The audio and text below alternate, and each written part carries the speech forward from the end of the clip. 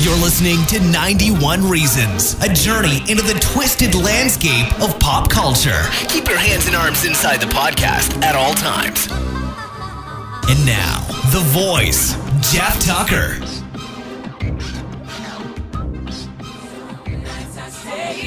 Cashing in my bad luck. Some nights I call it a draw. Some nights I wish that my lips could build a castle. Some nights I wish they just fall off. All right, everybody, welcome. Another episode of 91 Reasons. It's a fun episode this time. We're going to have a conversation. I am the voice. I am Jeff Tucker. We are here. We're in the Cafe 80s in beautiful Buena Park. The weather finally broke. It's not 1,000,000 degrees, which is fantastic because it's been too darn hot to even be out here to broadcast. So we're here. You'll hear Rachael say hi. Hello. She's buzzing in and out, serving food. But I have with me a guest. Last week I had Felipe, which is a great friend of mine that I've had since literally day one of high school. This week, I have a friend that I met at work at Knott's Berry Farm. Now, my friend here is Trent. Say hi, Trent. Hello. Now, how long have we known each other? My guess is around 15 years. No, it's longer than that. Probably longer than that. Probably only because you were stage manager on the 1999 Christmas show. That's right. That's 16 years ago. That's 16, and we knew each other before that. Yeah, like a little bit before that. But So, the ice show, 17 years or so. The ice show is where it solidified. Technically, I believe we were originally professional acquaintances. That's correct. You would have to use the word professional in its loosest possible. Now, I don't talk about Knott's on this show very much because I work there still. Yeah. But there are some funny stories because what happened was I was shift leading Mystery Lodge and something happened to the stage manager of the 12 Days of Christmas ice show. So the two guys who were in charge at the time called me in and said, hey, we need you to stage manage the ice show. And I said, I have never stage managed in my life. And they said, you'll be fine. So you'll be fine.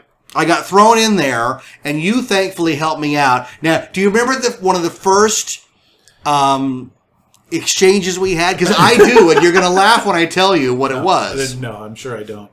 You saw that I had nothing to do. I don't know. Like, right. If you come in halfway through a show, everybody's duties are already assigned. They all know what they're doing, right? So who am I? I'm not going to come in and go, okay, I want you to stop what you're doing. You trade with him. Yeah. Like, I don't do that. So the only job I had, other than like making sure people showed up, the usual supervisory stuff, right? But the actual like hands-on was making the coffee.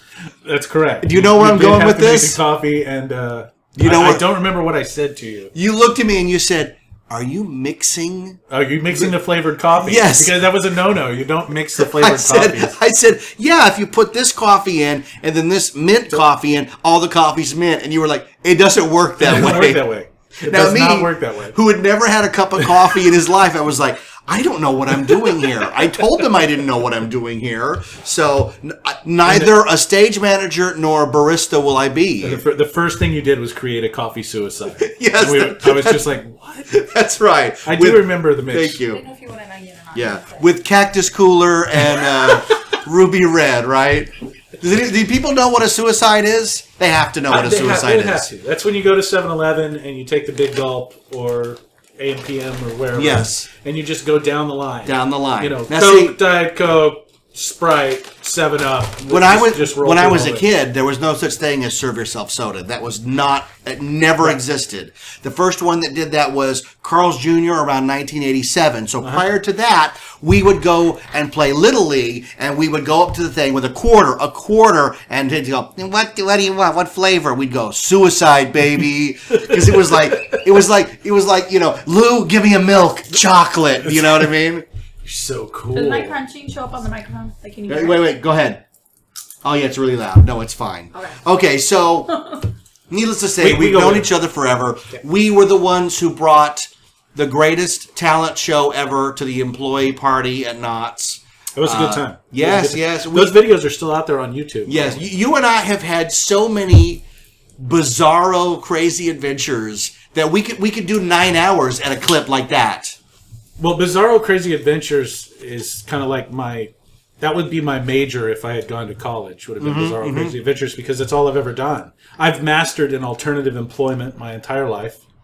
I don't know. Every real job I've ever had, I hated and had to get away from pretty quickly. We were at the Dave Matthews concert a couple weeks ago. We got free tickets for my birthday. It was a lot of fun. You have free tickets to Dave? Box seats. Oh, it was beautiful. VIP, the lounge before, free dinner. The lesbian couple in the seats behind us are having a little, and it's wafting over. Oh, okay, yeah. And Austin turns to me and he goes, "This smells like Trent's old apartment." He really did say that. I said, "How would you even remember what Trent's old apartment smells like?" That is some good ganja. Yeah, it was like The Simpsons when they go, "This smells like the bus." You know what I mean? Hey, little man, But no, you and I have had crazy adventures, but that's not what we're here to talk about because. For everybody who downloads your show and listens, and it's a great show. I've been listening myself. I appreciate that. I'm having a blast listening to it. It's become kind of, I put it on in the background when I'm taking care of my 2-year-old during the day, and maybe we're eating lunch or whatever, and she's listening. We're listening to you, and you're becoming the soundtrack to her toddler years. Is that a good thing?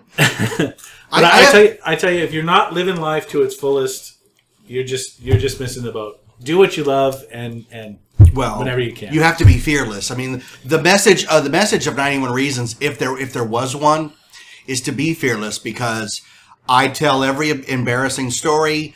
Yes, you do. Contact old people that I haven't dealt with. Have you heard that episode?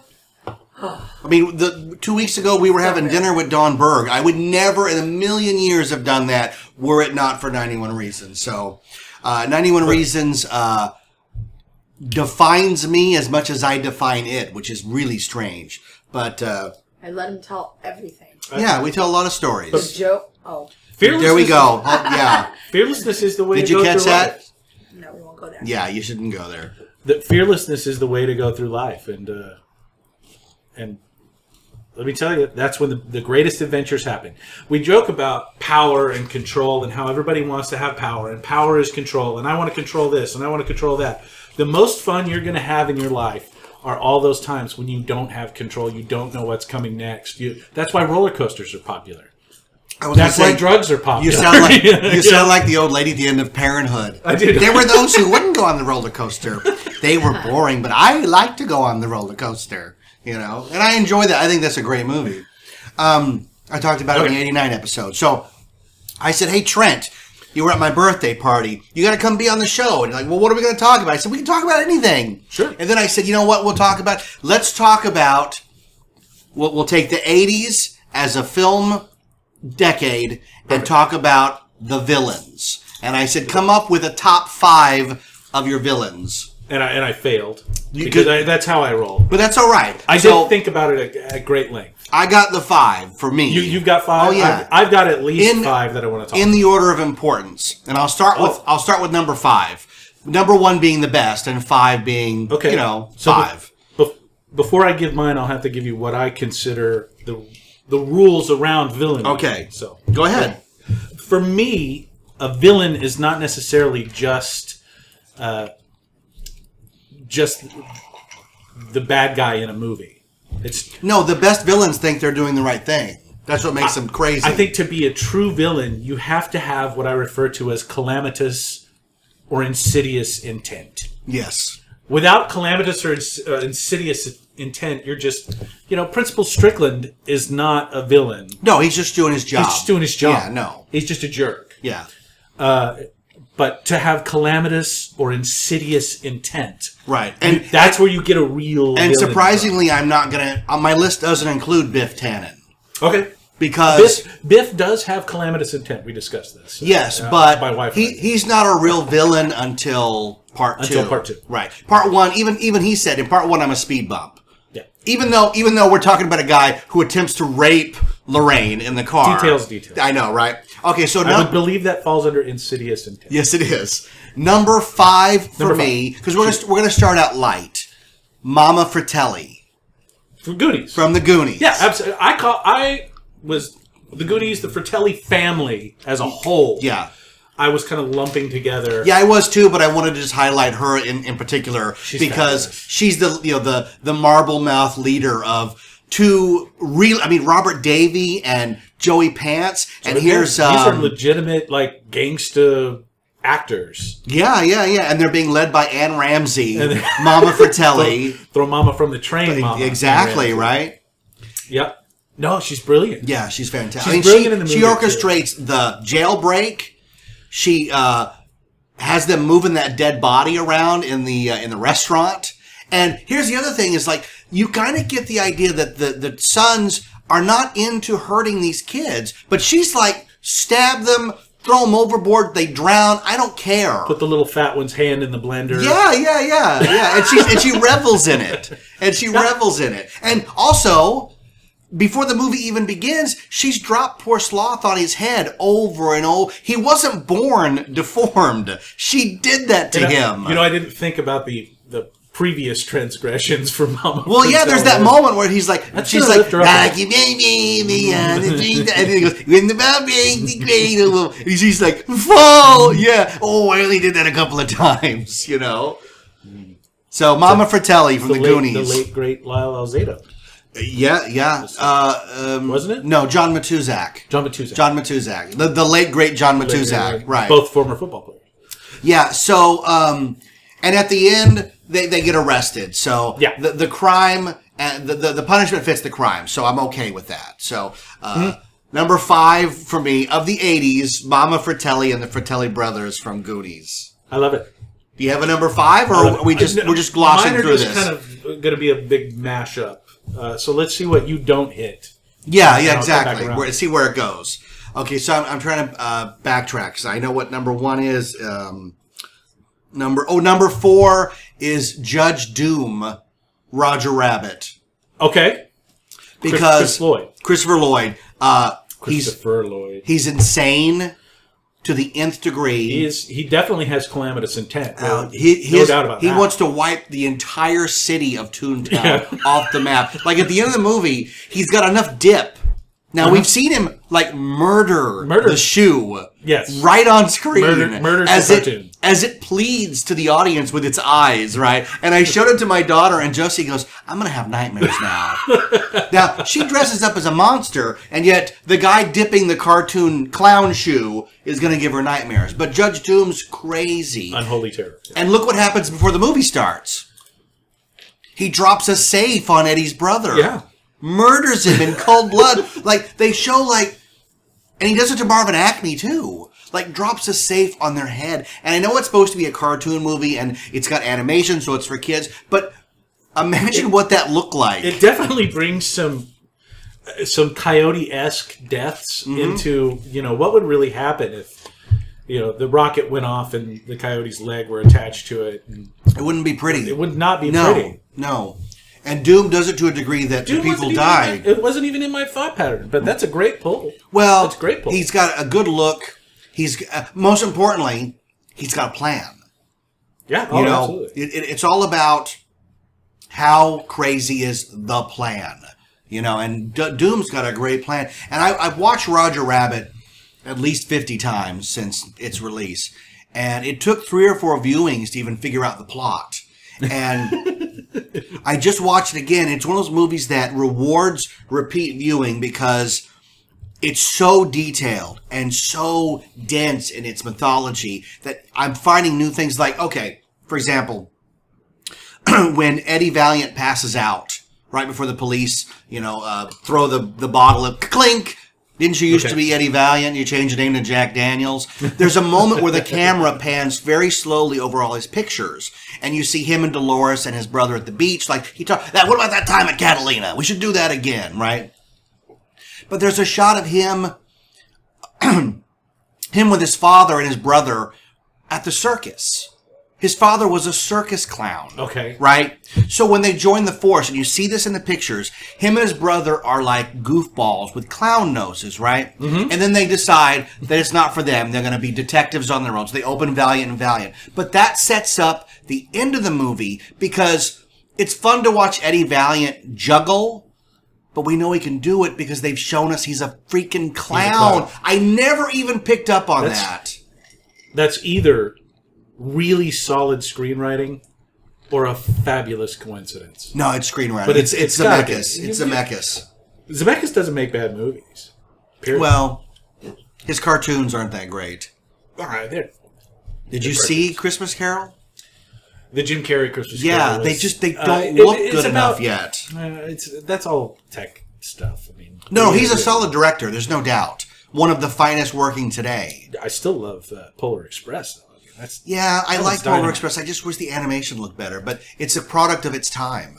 Absolutely. You know? Well, you could say that about any animation. I like the old 100% hand-drawn cells. Well, that's why Roger Rabbit looks so good. And Roger Rabbit is a combination of hand-drawn cells laid over live action. Yeah. And it's pretty sexy. With more cells per second than almost any film. Yeah, it's unbelievable how good it looks. And then they add the shadow and the light. And Roger Rabbit's a master. I mean, I did a whole show on it.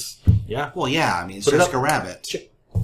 You ever see Cool World? Yes. Brad Pitt. That was 90. Gabriel Byrne. Gabriel Byrne's a bad guy. 1991. It's early 90s. What's Ralph Bakshi?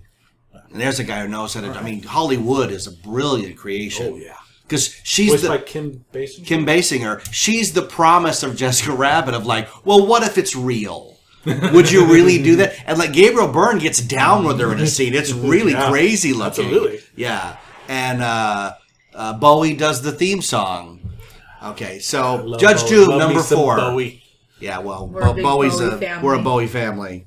That's a staple in the car when we go somewhere. Because Austin lives. He channels. He's Ziggy Stardust. He is. Yeah, he is. He is. Or He's Freddie Ziggy, Mercury. We call him both. Yeah. Because that's his other idol. Okay. God we'll bless do Freddie music. Mercury. I would love to come back and do music someday. I'm not I'll get Austin qualified. out here. I'm a music man. I know what I like, but I'm not steeped. You need Rob Perez for that. Oh, Rob will be great. Yeah, Rob knows everything. Oh my God. Yeah, Rob's a music nerd. Yes. See, 1 and 2. Hold on, 1 and 2. I know 1 and 2. What did I have for 3? See, I didn't write it down. That's the problem because I was doing it off the top of my head. We did the Fratellis. We did Judge Doom. Oh, easy. I'm not even thinking. Number 3 is Belloc. Belloc! They call him Beloche. Beloche. Belloc. We talked about, my wife and I, because I brought this up to her. We were driving somewhere. We were driving to her brother-in-law's house. So it's an hour and a half drive. So we were having this discussion early, and I said, I was talking about movies that I loved. And Raiders is definitely in my all-time top 10.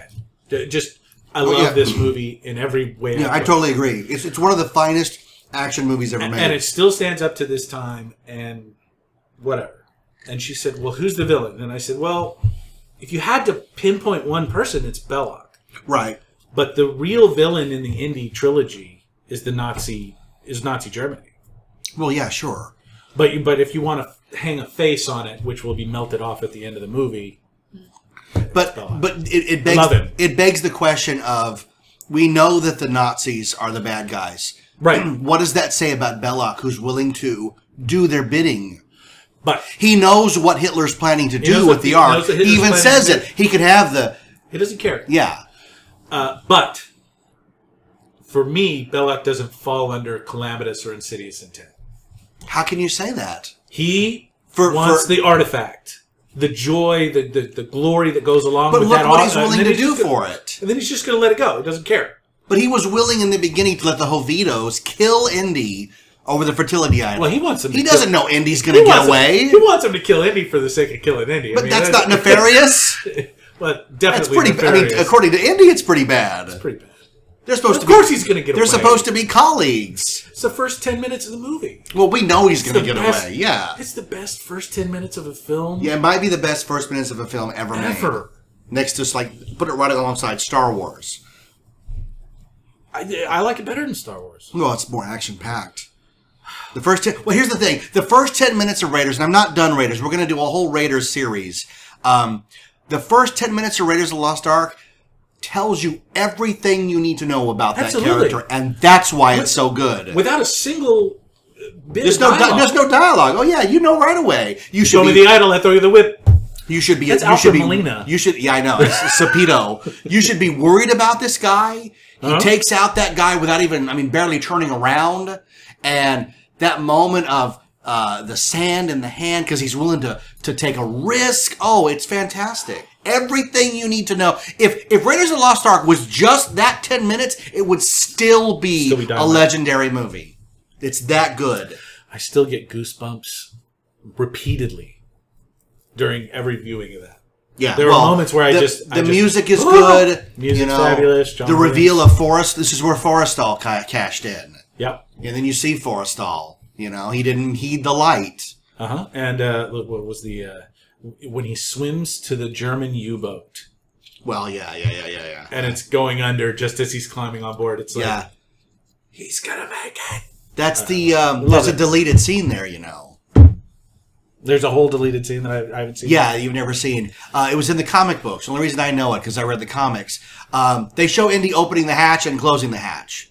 That's not how he gets to the island. He uses his whip and lashes it to the periscope and rides the periscope to the island. Oh, that's way better. But you can tell in the editing, they're like, look, we just got to get to we're got to get to the finale here, for God's sake. He can't have another obstacle, so he's just going to open the hatch, But also has that great scene of him punching that guy and the hat flying up. Yes. That's why it's so good. Yeah. But Belloc's debonair, suave, never breaks a sweat. Let somebody else do all the work. He's definitely lacking. You tell me. Okay, what's a better scene? Because they're all iconic. He walks up and he goes, "Too bad the Jovitos don't know you the way I do. You could have won them if only you spoke Jovitos. Oh, come on, don't do so!" Right? And then Indy just takes off running because that's his moment. And what does he do?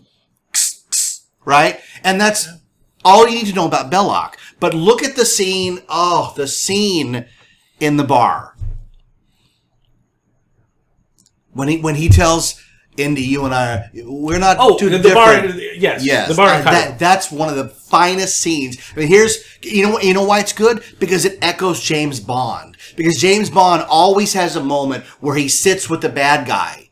He could pull a gun and blow the guy's brains out. But it's like, wait a minute. We're going to have a conversation.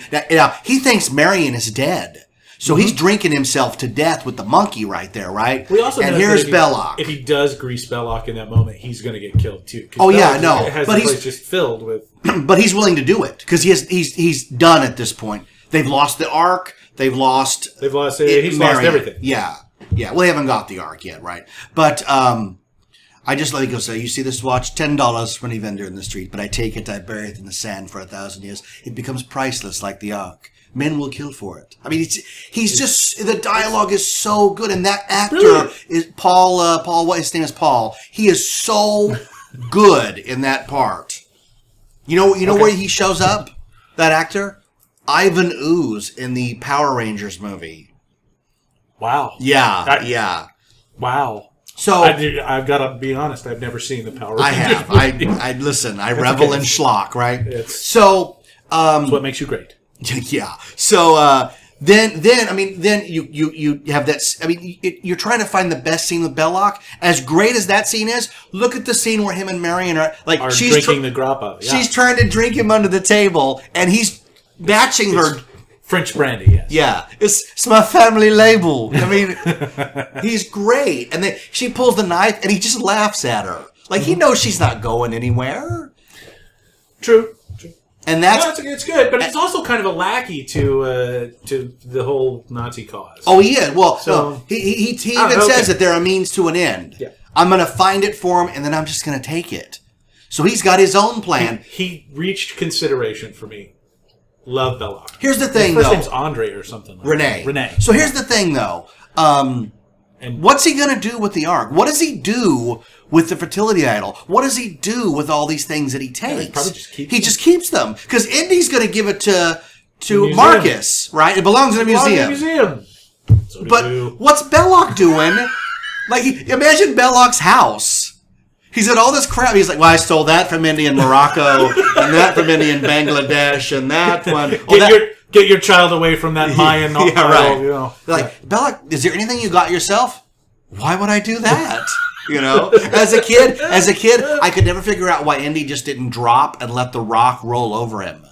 Yeah, I agree. Do you know why? You know why now. No. Because it seals off the entrance. Oh, it seals off the other. It goes bang, and you can't get out. And I'm like, it took me like 20 years to figure that out. You would have figured it out. Well, look at the Well of the Souls. They get out like around the corner. Yeah, you know, we're going to be in here forever until we die. Oh no, we're going to be out in 15 minutes. It's okay. Yeah, Everybody just relax. He goes, it's a fitting end to your archaeological pursuit. You're about to become a permanent resident, or for the next 10 minutes. Yeah, you know, they're going to exit right by the flying plane. I'm going to be out of here in an hour. And then Belloc has the greatest acting moment of all time when a fly lands on his face and crawls at his mouth, and he doesn't flinch. Yeah. Doesn't even flinch. Brilliant. Doesn't flinch. And you know what? You know that scene where they're taking the ark up to the temple to open it? You know what that canyon is? It's the same canyon where R2-D2 gets ambushed by the Jawas. Oh, in Tunisia. Yes. No, Morocco. I don't know if it's in Tunisia or if it's in California, because I know they like to say that all the Jawa stuff was shot, all the Tatooine stuff was shot in Tunisia, but they shot a lot out here in California too. I only know that because I met one of the Jawas once, and he was like, you know, lighting a cigarette. Listen, kid, we did it out here in California. I didn't get to go to Tunisia. I'm like, oh, poor man. Hey, have you ever been a dwarf and tried to get a passport? Yeah, it's a whole thing. You can't say that, can you, dwarf? Oh, sorry. If you're talking about me, you can. Little Small people. Yeah. So, I don't know why. that was I 3. think little people is and more then, offensive. I do too. Don't you? What's that? Sorry. Little people sounds more offensive. If someone called me a little person, if I was, well, I am little, but you know what I mean. If I was abnormally little, Not tall. yeah, I would find that more offensive. You don't, but you're not part of that group, so you don't get to pick your name. Those are like technical names for what issue they have. I'm white, and I have no problem with cracker. For the record. More honky. I'm okay with honky. Did you see that change.org? They want to change the name of Cracker Barrel to White Guy Barrel. I thought that was pretty funny. Don't put white guys in a barrel. They don't age well. Yeah, Rachel sounds like Homer. Look, you took all the good names, Bruce and Queer. That's our name for you. Number 2. No, we're not done with Belloc yet. We gotta because Belloc then at the end dons. The Nazis just open. They don't give a crap. But like that whole end sequence, Belloc orchestrates. He goes. We'll put it in a box. Up. Well, no, the guy Vogel, not Vogel, but one of the Germans, like, we'll box it up and we're going to take it to the Fuhrer. And he's like, wait a minute, don't you want to open it first to make sure it's in there? And like, if Belloc had just let him take it, like, because he won't. He wants to open it and keep it. Right? He's going to take it from them. So what does Belloc do? Orchestrates the entire Jewish robe and staff so he can open it in all its grandeur while Is he wearing like a mitre too? Yeah. No, that's not Jewish. That's Catholic. Well, it's a mixture then. That's just bad. Bad juju. Oh yeah, but like he's gone to all these lengths, and Toad's just standing there in his black coat laughing at him. You know, Toad's the one that's like laughing when the sand comes out. So they're all being sacrilege. You know that it's not going to end well for anybody because God's not going to let anybody pull one over on him. And we know that not until 1999 when Kevin Smith releases Dogma. Yeah. So yes. So Belloc melts. Toad melts. Right? What? And the other guy, I keep wanting to say Vogel, but Vogel's from Last Crusade. Mm-hmm. He melts. Do you know what happens to Belloc at the end? Belloc like shrivels up and then bursts into flame. He blows apart. Apart. He's like and his whole like. We always remember Tote melting because it's so striking, and it's so fast, and the glasses like fall. It's an amazing effect. But look at, watch it again and watch poor Belloc's head explode like scanners. You know what I mean? Like God's scanners, right? Okay, so. I have to know what number 2 is because I need to clean up this dinner mess, but if it's a movie I want to hear about, I need to know. Number 2. This is controversial because my number 2 and my number 1 were almost interchangeable. Okay. But because of the year of number 1, he makes the decade. Number 2, Hans Gruber. Hans Gruber? Hans Gruber. He's on my list. Alan Rickman, Gruber's Die on my Hard. list. I can clear up. You can clear up, yes. I love Rickman's performance This was the first time I think I'd ever seen him on film. Oh, yeah, no, it's his film debut. It's his film debut. It's his film debut in his well, good. late Then it was 30s. definitely the first time. Yeah. You're like, well, I had some home movies I did at his house in Shropshire. Well, You remember? I'm pretty sure. You remember the first time you saw Die Hard? What was your impression? I absolutely loved it. You were blown away. I was like, wow, this is what action movies can be. Yeah, yeah. And Gruber is dynamite. Mm-hmm. I mean, what a fantastic villain, because he not only has this suave control and this beautifully laid out plan, but as things unravel on him, he just adapts on the fly. He never blows his cool. It never affects him. He actually does blow his cool when he kills the what's his name that won't give him the codes. Oh yeah. But he's already got a plan backing that up. It's fine if he kills that. Oh, you're talking about Takagi? Yeah. No, but killing Takagi's part of the plan. Eventually, but it would have been easier. Oh yeah, on him. yeah. And because he what is doesn't he doesn't like the way Takagi makes him do it. Oh yeah, no, but he regroups by saying, "Alas, your boss didn't feel the same way, so he will not be joining us for the rest of his life." I can remember. I've not done Die Hard on the show, so I've not done like a full hour, which I could. But the LA Times would put out a magazine in January called Sneaks with the paper, and it would list every movie coming out in that year with a little picture. Wow! And when I was a kid, this is way before the internet. Like EW does that now, right? So that was before Entertainment Weekly. That was my Bible, the calendar Sneaks, right? So I remember. I'm not from LA, so I do not. Okay, so this was great. LA Times. So 88, they had a big picture of Roger Rabbit, and we're like, oh my God, look at that. And then a picture of, what are the other big 88 movies? I'd have to go through and look. Coming to America, picture of Akeem and that sort of thing, right? And then in the back, for the summer movies, there was a picture of Bruce Willis running in his white tank top with the machine gun. And it said Die Hard, terrorists take over a building, only Bruce Willis can save the day. And I remember looking at it and I said, the guy from Moonlighting? The guy from Moonlighting. He's not an action star. Why isn't that Arnold Schwarzenegger or Chuck Norris? It was such a striking, such a striking action film that Bruce Willis became an instant action icon. Oh, overnight. Completely overnight. Just instantly. Yeah. And you could conceivably cast him alongside a Sylvester Stallone or instead of a Sylvester Stallone or an Arnold Schwarzenegger. Yeah. And you would still get people to come see it. Look at his career before Die Hard. He makes Blind Date. Right? You ever see Blind Date? Yeah. City Heat. With Eastwood. I think I did. They're all fluff, comedy, forgettable movies. Well, he was a bartender. Yeah. Discovered by a producer. And he played the harmonica as Bruno. And ta-da, you've got a show alongside Sybil Shepherd. Which was a pretty sweet gig. His turn as David Addison.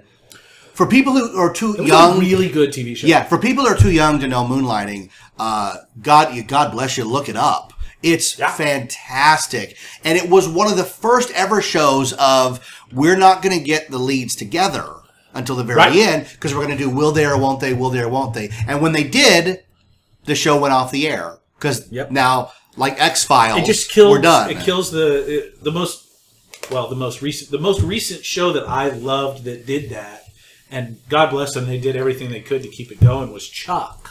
Yeah. I think the problem Did they finally get together in Chuck? Oh, yeah, and they stayed together for an extra season. But the dynamic of the show was so altered forever that you can't recapture that tension. No, you need that tension. That's why Firefly is so good. Yeah. Because Mal and Inara never get together, even though it's clear they love each other. And Firefly went off the air, and the movie came and went, and they never got together. It was a Fox product, wasn't it? Of course it was. Because they kill everything. They're notorious for killing everything. Yeah. Long before its time. So Die Hard comes out, and the first revelation is, wow, Bruce Willis is a brand new type of action star. Oh, yeah. He gets hurt. He's an everyman funny. action star. He's a cop out of New York. He's not a superhero. And remember, like, the first time you watch it, the guy tells him, first-time flyer, take your shoes off and make fists with your toes. In the carpet. Yes. Yeah, and he's doing, make fists with your toes. And, like, that moment of, why are they doing this? And then you realize he's going to spend the movie barefoot, which is going to up the vulnerability factor of his character. Because the best movies... Are you still number 2? Oh, yeah. The best movies are the villain is 10 times more powerful than the good guy, so that when the good guy rises up, it's all that more exciting and fulfilling. Right. When you have movies like Sabretooth versus Wolverine, who cares? It's the same guy. It's alpha fighting alpha. Right. So, Hans Gruber, he's debonair, he sings, and then, okay, here's the thing with Hans Gruber. You love when he takes over. You love when he menaces, what's the guy's name? Dennis? What's the cocaine guy? Yeah, the cocaine guy. Hey, buddy, I can broker this deal for you, man. Let's go. You know, hey, buddy, Hans. You do not know this man. Boopy. Yeah. You know what I mean? Tell him you don't know me. And Gruber's just killing everybody. You know, and he's got good henchmen. Who's the ballet dancer? The one that... Good enough? Yeah, good enough. Who, like, cuts the wires while the other guy's trying to bypass. He's like, "You're taking too long." Like, there are so many great setup moments. Now, some of it's cheesy, like Al shooting him at the end. Goodenough was the ex-husband in Money Pit. Yes, he was. Yeah, Shelley Long. Yeah. Paint up, down, long strokes, and don't smoke. The Care Bears are here, honey. Don't tickle. You know, it was great stuff. To me, the moment in the movie where Hans Gruber goes from being a really good villain to number 2 of the entire decade to me, what do you think I'm going to say? When he actually comes face to face with McClane. Absolutely. And goes Bill Clay. Yes, because they get in the elevator together and you think, oh, the jig is up. Where's it going from here? And absolutely. Rickman. Bill Clay. Rickman looks at him and he goes, "Oh, you're him, aren't you?" And does that voice. And you're like, oh, Willis doesn't know. And then he gives him a gun. Like they're going to go buddy up. Yeah. And then he's got a partner now. He pulls the radio up and he's like, "Oh, no bullets, Hans." Like, okay, he knew. He knew the whole time. But that Bill Clay thing is so... Because the name on the plaque is William. William Clay. And he shortens it like that to be real. At that moment, and I know it's the writer, Stephen D'Souza wrote the script, at that moment, he transcends almost any villain we've seen. Because he's so good. He's so good. The movie as a whole is fantastic. Absolutely. Because it's executed perfectly. You start with a great screenplay, and then it's executed flawlessly on every level. And I think Willis is the only guy at the time that could probably pull this off because he's so everyman. Yes, because he didn't arrive with any he didn't. If it's Schwarzenegger, we go, "Oh, he's a Terminator. He's gonna." You know, if it's Chuck Norris, oh, it's Delta Force. Yeah. If it's who else was big at the time? Stallone, absolutely. It's Rambo, right? How can that be?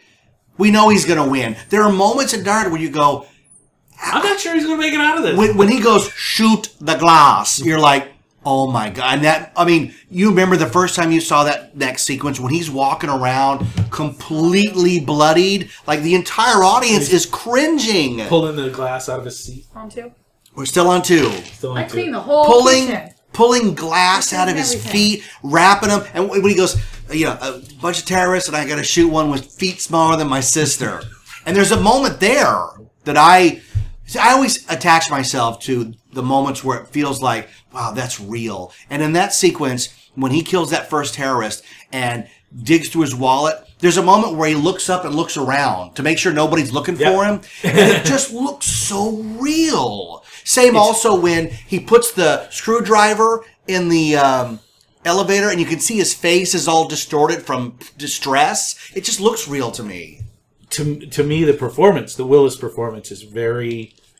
It's so well thought out. Mm-hmm. And Rickman's performance is as thought out or better to play off of each other. Yeah. It's one of the things that makes McClane such a great hero is that phenomenal villain in Gruber. So Absolutely. Yeah. Gruber was on my The list. hero's only as good as the villain. Gruber's on my You got to have a good villain, because even James Bond is undone if it's got a weak villain in his movie. You know, the most memorable Bond movies have good villains. You know, so I'm not excited about Moonraker, but it does have Jaws in it. Does have Jaws, and because Drax is not a good villain. Drax is a weak villain. He's not a good villain. No, you're right. Anyway, go on for days. What's the best Bond villain? There's no right or wrong answer. Is there any girl movies? There's no right or wrong. 5 top villain Scaramanga. movies? Scaramanga? I love Scaramanga. That's what? Live and Let Die. Man with the Golden Gun. You're talking about Christopher Lee. Christopher Lee. Oh yeah. With Knick-Knack. With the third nipple. Yeah.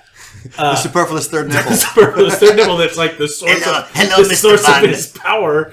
And it's, I am Knick-Knack. And you've got Knick-Knack in it. And, you know, tattoo. Yeah, have you seen that movie lately? It strikes me as odd that in the lexicon of James Bond, Man with the Golden Gun looks like it was filmed for like $10. It does. Because it has hardly any sets or set pieces. It's blah. Yeah. But I know I'm a huge James Bond fan. Me too. I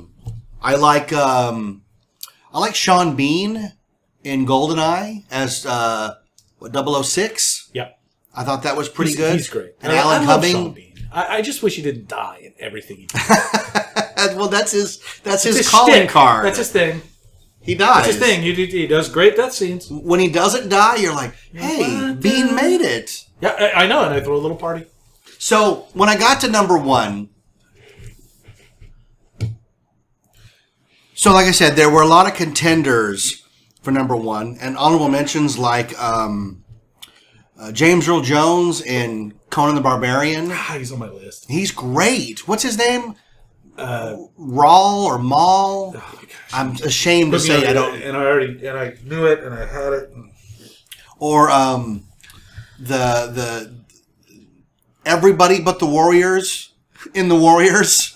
The baseball furies and the guy with the bottle. Warriors.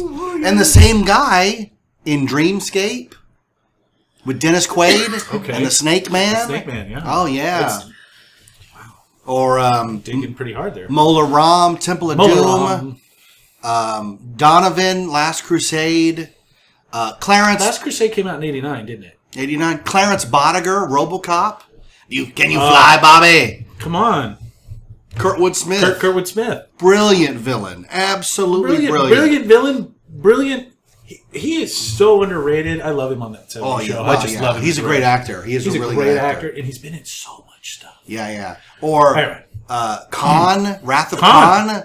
Okay, so from Hell's Khan's on my list. Hell's heart I stab at Look, thee. you don't love Ricardo Montalban as Khan. Oh, you just don't. You don't have a geek card. It's been pulled. Yeah, you don't have any. You can't talk sci-fi. Oh, I give no guarantees. No guarantees. It's coming through now, Khan. He's fantastic because he's the one beautiful. The one guy at one point says, "Look, we have a ship. We can go anywhere. Enterprise is not going anywhere." And Khan is like, "No, that's not the point. I want that man dead right now." You don't seem to understand. Yeah, and did you see Space Seed when they finally take out the Reliant? Mm-hmm. The last thing we see of Khan is him coming up all mangled and burnt, and him like saying, looking in like, I'm going to set off the Genesis device anyways, even though I'm dead. I mean, Khan is like his eyelids are burned off, and he recites Moby Dick. That shaky hand comes up, and he's from Hell's heart. I stab at thee. Oh yeah, brilliant. So what? So after having mentioned all those, and like even like Sarek and the Master Control Program and Tron. Whopper and War Games. I had Whopper on my list as a potential at one point. And I didn't call it Whopper, I call it Joshua. Yeah. And what's his name? Gleason from Breakfast Club. He's a great villain. Yeah, He's a great villain. Or Ed Rooney. But there's no Rooney calamitous intent there. No. Those are guys that I immediately brought up, and then I immediately had to push aside because they're not true villains. We're just throwing them aside to get to number 1. I mean, Ed Rooney. Ed Rooney, I love him. Ed Rooney. Who else? You shouldn't be throwing anybody with that bad knee of yours in. they think he's a righteous dude. Here's some of mine. Yeah, give me some. Before I get to my number one, which is so easy, you're going to laugh. How about Gozer the Gozerian? Oh, fantastic. Fantastic. Except she didn't have a plan. Just almost nothing going on there. The entire movie, if you think about this, the entire movie is a build-up to that villain's screen time. Yeah. Yeah. And then she turns into a Stay Puft Marshmallow Man. They blow her up. And it's over. Yeah, they crossed and it smells like burnt dog in here. Yeah. The movie is just an hour and 45-minute build-up to that sequence. Yeah. And it's absolutely beautiful. Yeah. And that was a last minute replacement. The original Gozer was supposed to come out looking like a cross between Pee Wee Herman and Mr. Rogers and be like this real gentle, I'm here to blow up the world, people. Real, and petting. I've seen the storyboards. He's petting the dogs like she does, but he's real like, what's going on here? And they were like, look, we have that craziness in the Stay Puft. Gozer's got to be... I thought Gozer was a man. It's whatever it wants to be. Whatever it wants to be. All right. Whatever we think of is what is going to end the world. So nobody think of nothing. Bite mine. The choice is made. No. Nobody thought of nothing. Did you think of anything? Did you? Think of nothing. Mine's a complete blank. Ray? What did you do, Ray? What did you do? It just popped in there. We used to roast marshmallows at Camp Laconda. I was hesitant to put horror on the list. No, you can. Though, because it felt too easy. It is easy, yeah.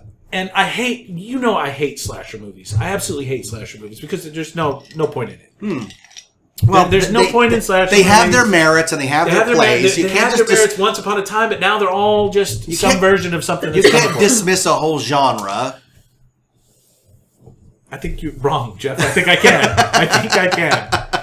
can. There was a time for slasher movies. There was a time for Jason Voorhees and Michael Myers, but there is a horror villain that debuted in the 80s that I think belongs on the list, and that's Freddy Krueger. I was going to say, it's either Freddy Krueger or Pinhead. No, it's Freddy Krueger. Yeah. Well, you're talking about the first film. The first film. Oh, he's fantastic. He's layered. He's menacing. He's invincible, more or less. And he's out for revenge. He has a full storyline. It's a full story arc. And I think he's really helped out by one of the best makeups that the 80s had to offer. Oh, yeah. There's no doubt. There's no doubt. Just a phenomenal makeup job. And Robert Englund does a bang-up job of really nailing that character. Nightmare on Elm Street was one of those movies that it made a little money at the box office, right. But I didn't see it in the theater. It was one of those that somebody was like, look, dude, this movie came out on video. You got to see this thing. I'm like, well, I'm not really into horror movies at this point. I like science fiction, but I'll give it a shot. The first time you watch Nightmare on Elm Street, it blows your mind how good it is. It's so because he's so invincible, like you said. And he preys upon all of those tropes of what dreams can do and what they cannot do. Wes Craven deserves all the credit in the world for creating a... Well, yeah, look at what the other directors did after he left. They made Freddy a joke. Yeah. I mean, I've talked about it on the show. Like, the first Nightmare on Elm Street's a horror movie. The second one, have you ever watched the second one in modern day, Freddy's Revenge? Yeah, I haven't seen it in probably 25 years. Somebody did a paper on it, like on the internet, on the paper. Somebody wrote a blog about it and said Freddy's Revenge is an analogy of a guy coming out of the closet and admitting that he's gay. So they gave it to the director. You know what the director said? Yes. Yes, it is. Because in the context of the movie, there's shower scenes, there's an S&M gay club, there's all this weird stuff that really doesn't have any place in this movie. And that's what it is. It's totally bizarre. Now, the third one's good, Dream Warriors, because they brought back Heather Langenkamp. Because they bring back Langenkamp. And they furthered the story. But after that, it devolves into... And then it just like I've said, by the end, Freddy has a Nintendo Power Glove. And he kills a guy by putting him in a video game and going, now you're playing with power. And you're like, what happened? Now Nintendo paid a lot for that product. Well, I'm sure. And then Wes Craven's New Nightmare is brilliant. New take on the character. But that's 90s. In the 80s, Freddy Krueger was a Was it powerhouse. 90s or was it 2000s? It was 90s. New Nightmare was 90s? Yeah, because Freddy versus Jason was 2000s. Yeah, I know, right? So, yeah, and then Pinhead, too, because in the first Hellraiser, Pinhead's scary. The entire movie is scary, but being a Clive Barker fan, as far as you his saw novels, that they raped him. Oh, yeah.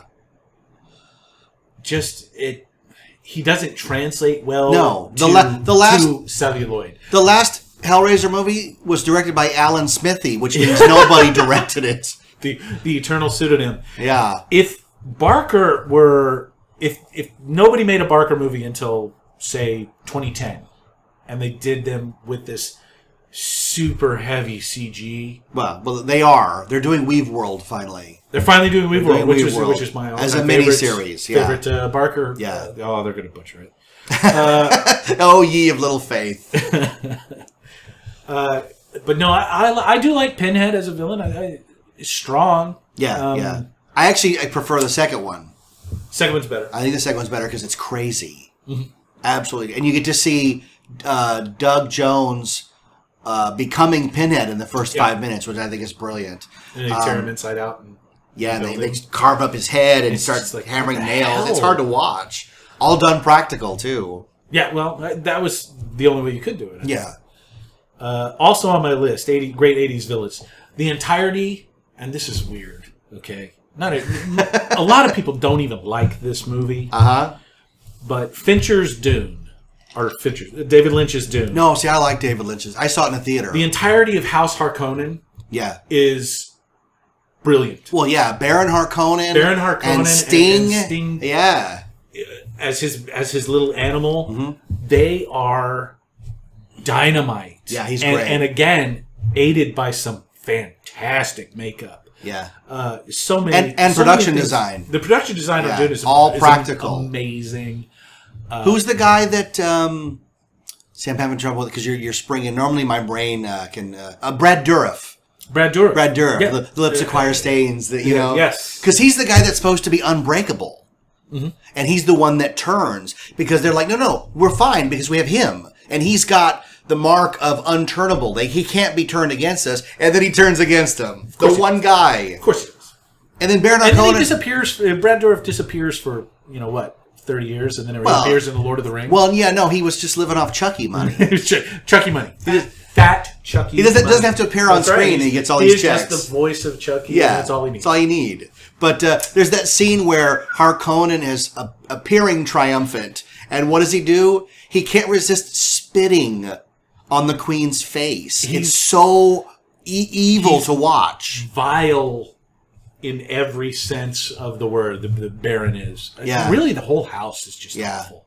He's also... I love David Lynch's Dune for what it is. Oh, yeah. And it is the horrible failure of David Lynch. And he freely admits that. I mean, that's what he says. The great failure of my career was Dune. Dune, at the time, is unfilmable. Yeah, it was completely unfilmable. It's unfilmable. He wanted to do 3 films. Yeah. And the studio was like, okay, well, then do 3 films. And here's the amount of money you get. And he's like, no, this will cover 1. Yeah, well, that's what studios do. And the studio said, no, this is your money. Make the movie. I loved Dune. I saw it in a theater. They gave you a glossary on the way in to learn all the... You have to have it. And then, I love the design. I love that training robot that Paul Atreides is, duking out with. And then Patrick Stewart shows up. Is Gurney, come on. And then who's Duncan Idaho? All these character actors show up in this great production design. The still suits and the Fremen and the sleeper has awakened. It's fantastic. The sandworms and the spice. And remember when the being that lets them travel through space comes out? I mean, brilliant movie. And did you ever see it when it aired on TV? When they added... The TV version had a ton of extra stuff. The TV version, instead of having Virginia Madsen say, here are the planets, which I'm okay with because I was always a Virginia Madsen fan. But the TV version opens with a 40-minute cartoon of the whole history on Channel 5, KTLA. I'm like, wait a minute. What is this? We now present David Lynch's Uncut Dune. That I didn't catch, but I'm going to have to look it up. Yeah, it's like Blade Runner. There's 10 versions. She's tied it. Man. Also on my list, you said Virginia Madsen, so we're going to go right back to that. How about the Kurgan from Highlander?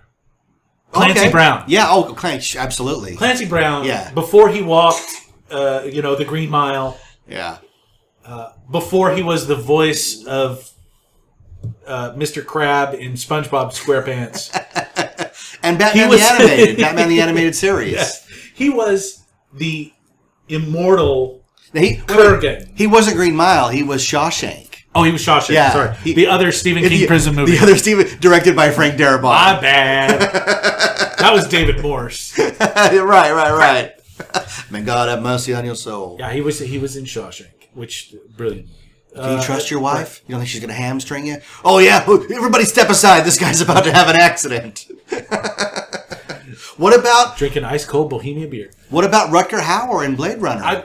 Roy Batty. Yes, I was coming back around to that. Oh, he's so good. I think Kurgan. I think the Highlander film, not Highlander 2: The Quickening, gets a rough ride today because they bothered to make sequels of a movie that. Oh yeah, no. If Highlander stood alone, if Highlander had been left alone, we'd still be talking about it. It's one of the great underrated action films because it was underrated at the time that it came out. People weren't into sword. But like a big bowl of punch that's perfect, if you keep diluting it, no one will want to drink from it. Absolutely. And that's what Highlander is. Well, that's Stargate too. You can't have a story about a group of immortals that fight one-on-one until there's only one left. And that's the end. And you do that in the first movie. Yeah. And then, there's a sequel. And then make a sequel. An incoherent sequel. And you brought back Sean Connery. Yeah. They was decapitated in the first. Have you ever seen Highlander 2: The Quickening? Of course I have. I saw it in a theater. Of course. And I remember sitting there. I remember sitting there, and one of the few times I was like, I don't know what's going on. I have no idea what I'm watching. You know what this movie needs? Mario Van Peebles. Yeah, what's going on? What's The Quickening? Because this movie is really slowing. It was really awful. But Roy Batty. I love Batty Blade Runner. Here's so good. Here's how much I love Blade Runner. I am I'm afraid to do an episode because I won't do it justice. When I thought about these villains of the 80s, also on my list were guys like, do you consider Darth Vader a villain of the 80s or the 70s? Wait. That's my number one. That's your number one? Because you could go either way. Because of The Empire Strikes Back, 1980. 1980. Not Return of the Jedi. But we'll get to that in a minute. Wait, spoiler alert, that's my number one. That's your number one. He was on my list. Well, he has to be. I decided, look at these villains. You've got Vader. You've got Belloc. You've got Roy Batty. And they all have in common Harrison Ford. Yeah. I realized when I was a kid, what did I want to be when I grew up?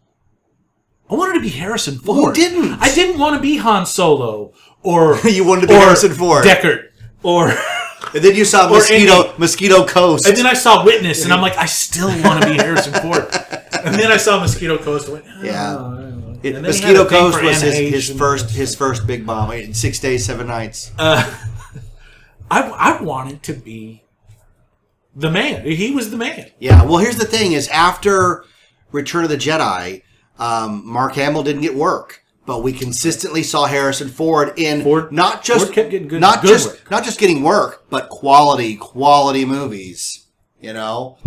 Frantic, Working Girl, Last Crusade, for goodness sake. Air Force One. That's 97, dude. But I mean, just to point out that he kept getting quality work. Mark Hamill disappeared until they started voicing the Joker. Yeah, he did. And that's unfortunate. I mean, Mark Hamill, he's a good actor, but he got a lot of parts based on his looks, and he ruined that. He ruined it. Do you remember Big Red One? I love Lee Marvin. Okay, Lee Marvin. Yeah. Okay. And Corvette Summer. And hold on, who else was in? Robert Carradine. Yeah, is the Big Red One. Who? Yeah, Louis Skolnick from Revenge of the Nerds. So all those were in my list. Yeah. And Vader, huh? Well, here's why. Here's why. Because in Star Wars, Vader is Tarkin's lapdog. He does what he's told. Pretty much. He's told to find the princess and the plans, and he does. And then he sits back, and other than choking a guy, he doesn't do much the rest of the movie. In The Empire Strikes Back, he is unfettered. He is leading the Imperial Army. He puts his own damn boots on the ground on Hoth. Right. And more so than that, he's more diabolical to his own men because they won't deliver results for him. And that's a guy leading through fear, leading through power.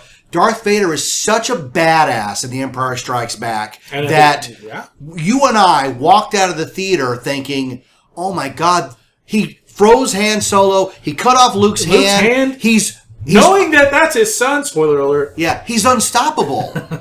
There's no way to defeat him. It's not a spoiler. Right? And then, no, it isn't. And then 3 years later, it's a real shame watching Return of the Jedi and seeing Darth Vader take not even a backseat. He's left behind. He does nothing in the movie to the last 20 minutes, which is really unfortunate. If you compare the two, oh my God, Empire Strikes Back, he's the dominant force. Empire Strikes Back's it's still to me the best of the trilogy. That's a Kevin Smith argument. It's the best out of 6 so far. It's the best out of 6. Yeah, that's not saying much. I don't talk about the new. I don't movies. either. I don't either. Whatever. Ewan McGregor did an awesome Alec Guinness impersonation. Yeah, that's about all I can say. Yeah, that's about it. But look at the effects on the lightsabers are nice. Look at the staying power, though, of the character of Darth Vader. He hasn't appeared. I mean, forget that stupid scene in Sith. That does more to damage it than anything else. He hasn't been seen on camera since 1983. Since 1983, and yet he's still on lunchboxes, tote bags, jackets, sandwich bags, Band-Aids, you name it. And it was one of the worst. It was one of the worst representations of Vader's character. Is that last 15 minutes of Return, where he suddenly just flips the script and goes, well, I've been a bad guy for this long. Maybe it's time for me to join the good guys. Yeah. And off. Well, and even before that, before he even flips the script, Luke kicks his ass. Luke works him, and then takes his helmet off and reveals him to be human. So, I mean, even when they talked to Lynch about that, because Lynch was signed to direct Jedi. Yeah, that'd have been a different. And movie. then him and Lucas got in a fight over. I am stunned over the Ewoks because he said, "How can I make a movie where the good guys and the bad guys don't even see eye to eye? Where am I going to put the camera?" I mean, Lynch wanted to do the movie his way, and Lucas wasn't having it. That's why Richard Marquand was brought in, because Marquand could be bossed around. But even Lynch said showing Vader's face is the biggest mistake the whole trilogy did, because you just shoot it from the other side. Let the audience decide what he looks like. Don't show him, because it takes every ounce of his power away. It's irritating. But the reason he makes the top of the list, though, is the tour de force of The Empire Strikes Back. And people talk ad nauseum about how great Empire is, because Lucas is off starting ILM, getting Lucasfilm into a company, and Irvin Kershner takes over and makes a movie that's just dynamite. And tells Lucas basically, look, you hired me to do this. Let me do this. You got Rick McCallum here to hold my hand. Yeah. And of course Rick is probably thinking, thank God I'm not. Well, it's Gary Kurtz. Was Gary Kurtz? Rick McCallum wasn't an EP on? No, I don't think so. But it's Gary Kurtz. And Gary Kurtz got so pissed off of what was happening, he walked off. Awesome. Walked right off and took all the props he could take with him in the process. At least that's what they say. But, no, Darth Vader is... And I'm certain... Even after the taking down in Jedi, he still maintains his status. Oh, absolutely. And I'm certain that there are other villains that we've missed. I'm sure people are talking right now to the radio going, no, you missed this one, this one, this one, and this one. Absolutely. If somebody's screaming at the top of their lungs, Frank Langella was Skeletor and He-Man and Masters of the Universe, I can tell you that is arguably the biggest waste of talent, of villain in a movie ever, by burying him underneath the makeup that rubbery skull makeup. It was just ludicrous. Actually, no, I've heard you say what the biggest waste of an actor is in a villain role. You ranted for about 2 weeks about Christopher Walken in the Sleepy Hollow? Because he doesn't even get to talk. He doesn't say a word. What about his head is only attached to his shoulders for like a minute and a half? Tim Burton is still on my 5 guys I want to punch in the neck list. And it's only because of Sleepy Hollow. That's the only one. Not Planet of the Apes? Coraline I'm pretty pissed about too. He didn't direct Coraline. Yeah, but he produced it. That was his baby, wasn't it? No. That's Henry Selick. It doesn't matter. He's still on the list. There's a connection. Sleepy Hollow, There's a connection because Henry Selick directed Nightmare Before Christmas. Did I curse in there? I didn't. It doesn't matter. I'll leave it in. If I did, that would. What about Frank Booth? Blue Velvet. Blue Velvet. Dennis Absolutely, Hopper. Yes. What a great villain. You got Pabst Blue Ribbon? I had my Frank Booth moments. Did you ever walk around with a tank and a mask? I would have, but I couldn't afford it. Now, see, here's the thing. This is like how I watched movies in the 80s. Like, I didn't see Blue Velvet in theater. Oh, nobody did. But I had to get it on video because it's got Paul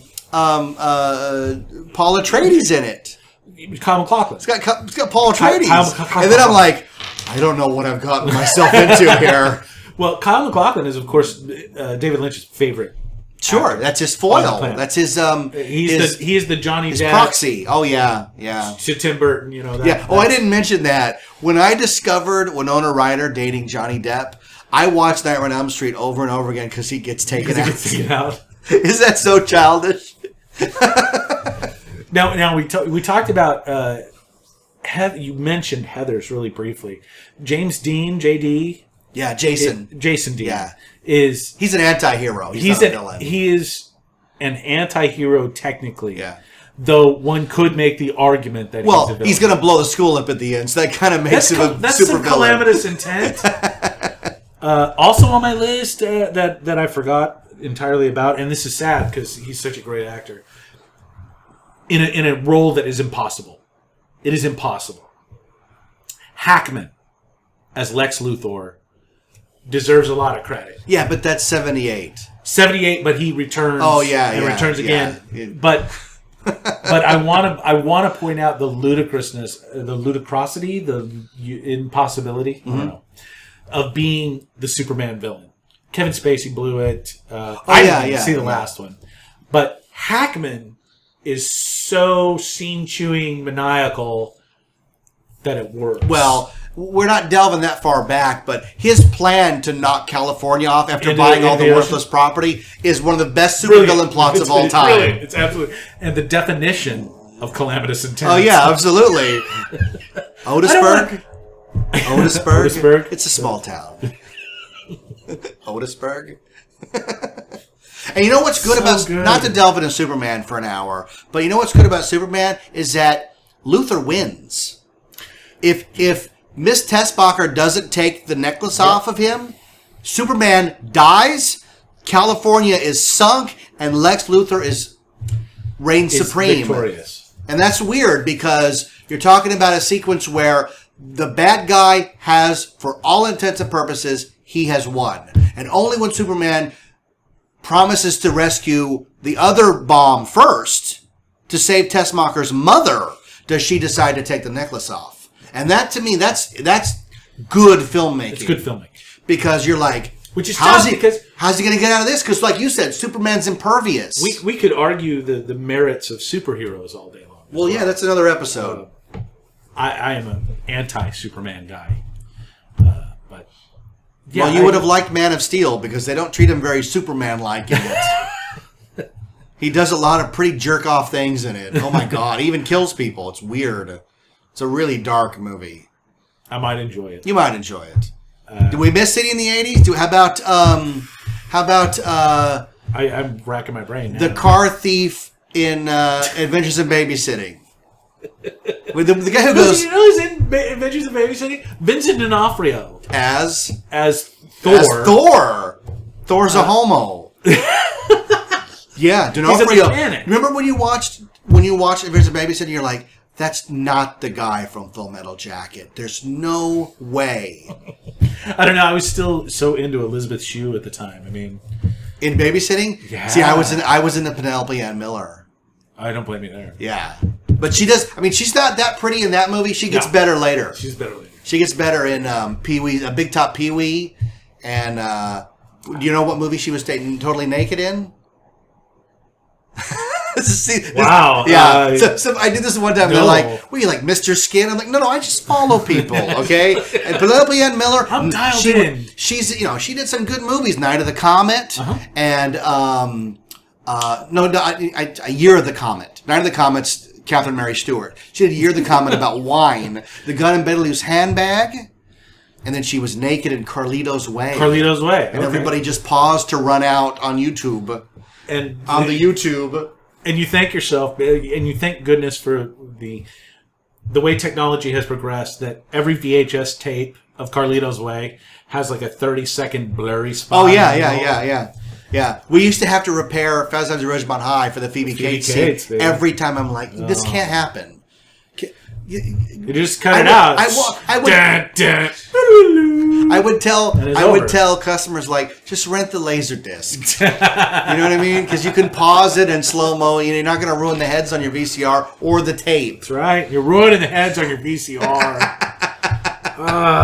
Any others? Man. How about Vernon Wells in Road Warrior? How about Humongous in Road Warrior? Humongous. Yeah. That's a good pull. Auntie Entity. How about Mr. Joshua in Lethal Weapon? Oh, he's great. That's Busey's.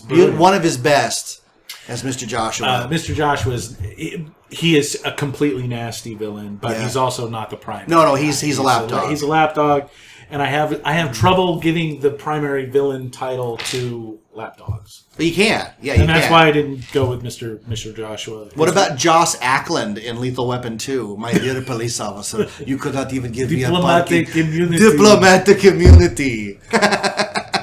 But sir, you're black. And what's the best line of Lethal Weapon 2? I mean, forget about the drive-thrus stuff. The line I use all the time. I was just checking to see if I was standing on plastic. I love that. We did a thing at work where they had to do all this repair to the theater, and they put plastic down over all the carpet. And every time I walk by, I'd go, just checking to see if I was standing on plastic. I love Lethal Weapon 2, man. Lethal Weapon 2 great movie. I think it's a beautiful second. Sequels in action films have a tendency to fall flat. Of course, because you have to be bigger, better, stronger, faster. Yeah. I don't think Die Hard 2 gets enough credit. It's got the stupid title. Die Harder. Die Harder. But great scene. Are you about Die Hard 2? Yeah. You're going to defend Die Hard 2? Rennie Harlan? I actually like Die Hard 2. Here's the thing. I went and saw Die Hard 2 in the theater. And the problem with Die Hard 2 is that they don't give you scenes to cheer John McClane until the ejector seat sequence. Nothing happens except until the ejector. And when he pulls that ejector seat and goes right up to camera, I'm like, okay, that's great. I feel like you're not giving it a fair shake because of the second viewing. In the first viewing, when you don't even fully understand who all the bad guys are. Oh, yeah, no, you have no idea until the end. I think it's well serpentine. And it is. Like it snakes toward that payoff. And to Rennie Harlan's credit, they didn't just rehash the first movie again. Right. Which would have been very easy. Because after Die Hard, every movie was Die Hard in a blank. Yes. Right? It's Die Hard in an airport. But there's a whole lot more. But they get to say it because they are Die Hard. They are Die Hard. But there was a whole lot more to it. Let's go through the Die Hards. Are you ready? What is Die Hard in a hockey game? That's a real movie. Die Hard in a hockey game? Yes. They actually made a movie that can be described as Jean-Claude Van Damme, Sudden Death. Okay. Where he's the only guy that can save the day after terrorists take over a hockey game. Die Hard on Air Force One, you already said. Air Force One. Air Force One, right? They had all these Die Hard clones because they were like, this is a great formula. This is what people want. It's actually a great formula. But the movies that actually succeeded after Die Hard just gave us something different, like Tango and Cash. Or Last Boy Scout. I actually really like Tango. Yeah, no, they're sad popcorn movies, absolutely. Here's a film that I don't know that you're going to be into.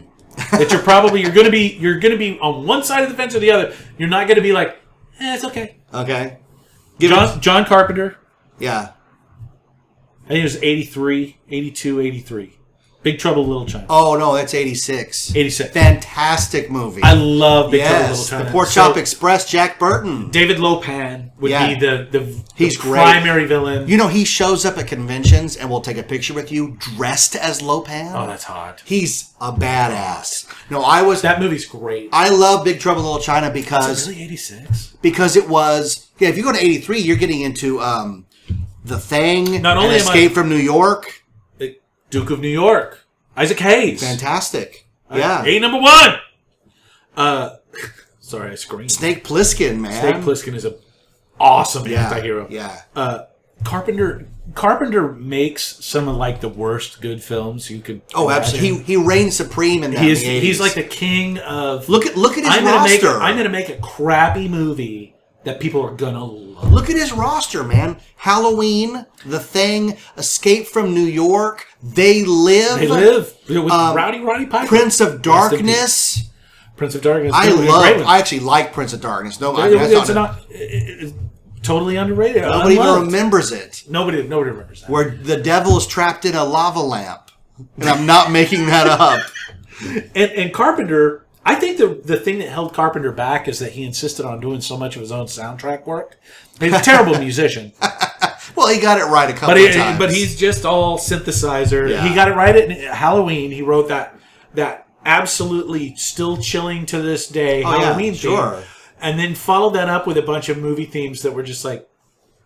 Him on a keyboard. Dude, why are you so synth heavy? And what is wrong with you? Well, people like to contribute. Yeah, he's got his thing. You know, John Carpenter's Vampires was just god-awful, but... Yeah, well... Ghosts of Mars...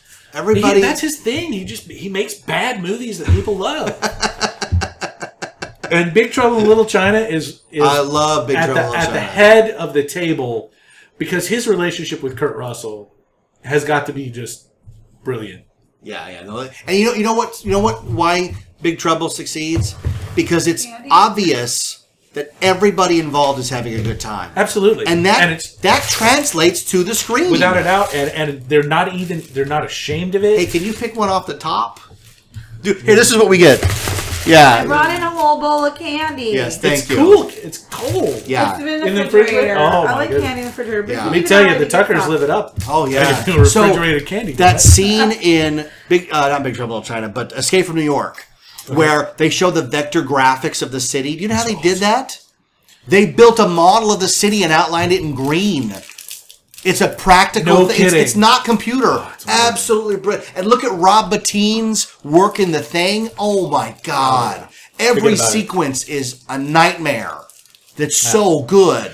And Big Trouble in Little China is like, look, we've done all that. Now we're going to have fun. They're going to have fun, and they're going to blow it up, and they're going to do what is essentially a Western. Modern-day Western. Modern-day Western.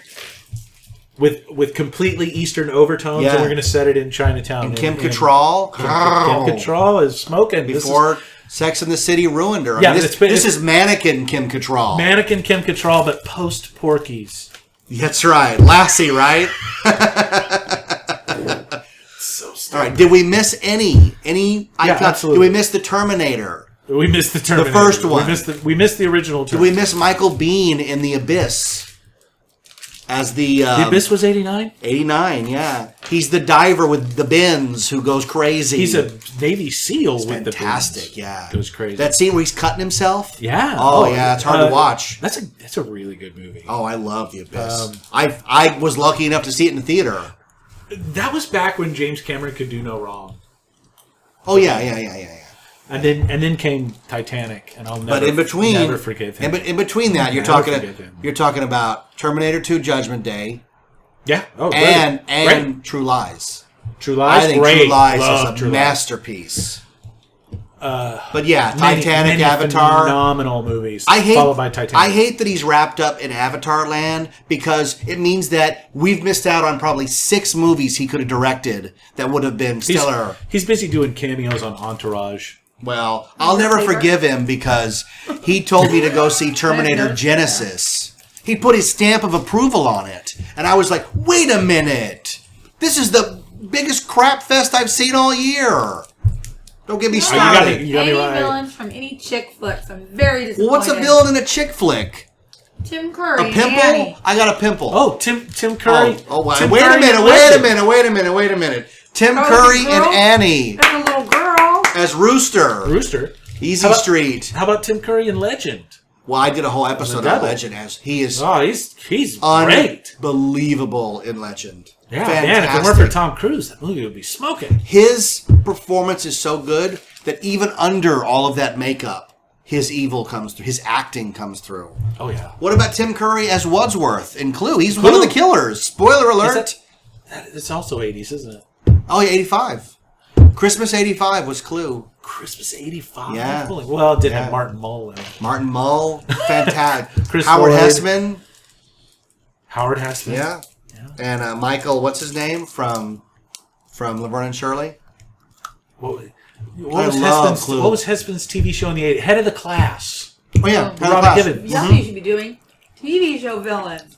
Nah. Victor Newman. The best You're in the talking. world. We That's soap don't talk operas. soap operas. What are you talking about? That's not soap opera. Half the people just tuned out. Genoa City exists. It And doesn't exist. Young and the Restless doesn't count. It Sorry. does. No, not villain. I think it's disgusting. If you- that I knew, Wait. I knew what The show biggest- Victor Newman was from. Wait a minute, Next wait a minute. Mom. Everybody does because Victor Newman is the biggest villain out there. There's only one TV villain worth even talking about, and that's JR. JR? That's Victor it. Newman is bigger Boss than Hog.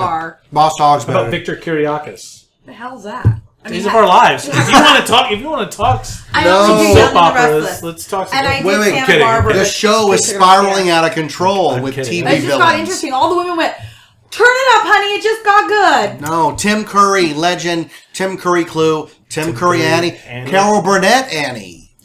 Burnett, I Great think villain. more so than Curry. Great villain. Little girls everywhere I didn't look. look at her as a villain. Really? Miss Hannigan Oh, is I a thought she was villain. villain. Cool. I wanted to be her. You're the only woman, little girl, who watched Annie and wanted to be Miss Hannigan. You're the only one. There's people out there right now going, And she was- me too. Carol Burnett, very against type, Oh yeah. cast against type. Look at for that film. Bernadette Peters. Ooh, beautiful. Oh my God. She's still around. Yeah, she's still on Broadway and still as beautiful as ever. Bernadette Peters is the real deal. See, I had crushes on funny ladies in the 80s. Bernadette Peters, and my big crush was Madeline Kahn. Oh Madeline my Kahn. God, I was in love with Madeline Kahn. No doubt. You should have crushed on her from the 70s. Oh, I did. No, I've seen pictures. Have you ever seen from the Mixed Up Files of Mrs. Baisley Frankweiler, where the kids hide out in the museum? She's got a cameo in it as a teacher, and she's like so young. Oh my God, she's so beautiful. That is some really obscure stuff. This is what For I the record, revel in, man. that's as obscure as it Young is, really. Frankenstein, Blazing Saddles. That's where I was. You need to pause? Yeah, pause. All right, we're back on. I got some good ones I'm going to sling right at you. Okay. Jeffrey Jones, Howard the Duck. Jeffrey Jones, Howard the Duck. As the Galactic Overlord. Galactic Overlord. You know, Jeffrey Jones, the character that he's playing isn't really the villain. He just gets inhabited by the Yeah, villain. there's a scene where he goes, I can feel it superseding and replicating my internal organs. Like, it's all done through dialogue. so- No special effects at all. Howard the Duck is, I would consider Howard the Duck a not so guilty pleasure of mine. Because Leah Thompson is so gorgeous in that film. There's no doubt. I got into a huge argument with somebody over the merits of George Lucas, and they said, Howard the Duck. I said, Leah Thompson problem. in her underwear. I have no problem. I have no problem now. I have no There's problem. no argument. All my villains, when I think villains that come to me, I have to go, oh, it's just TV. Well, not really. They did a V movie. Diana. V's a TV show, honey. In the 80s, he was definitely It's a a TV miniseries. show. Miniseries. All right, are you ready for a good one? Sure. Morris Day in Morris Purple Day, Rain. I thought about this. There's no calamitous intent. Are you really? Yeah, no calamitous intent from Morris Day. He's trying to derail the kid's career. Yeah, and that's fine. And he hits below the belt, but he goes, "How's the family?" Like he knows what's He going knows on. what's going on, but he's just playing mind game. Hold on, I'm defending Morris Day. Yeah, I love Morris Day. What does he say after And the- Darling and Nikki? Where'd you go? And the MF in time. All right, listen. The password is what? What does he say? Morris I want to Day- see asses in the air. Wow! I love And Morris he Day. had Apollonia on a leash. I mean, Yeah. Morris Day was awesome. We should get up together and go, oh, yeah, Oh, yeah. You know, No, I'm looking at this photo of me as a musician, Yes. and I would say that Morris Day was on my list of influencers. Oh, absolutely. I mean, Because, Morris Day again, was- there's something to be said about somebody awesome. who, no matter what's happening, looks like they're having a good time. Absolutely. I talked about that on my Chasing Amy episode where I said the reason Alyssa Jones is so hot is because every time you see her in the movie, she's having a great time. And that's the sexiest thing a woman can do is look like she's having a good time. And for men, too, if you want women to be attracted to you, you have to forget brooding and silent. Women like guys who look like, I'm just having a great time. You want to be part of this?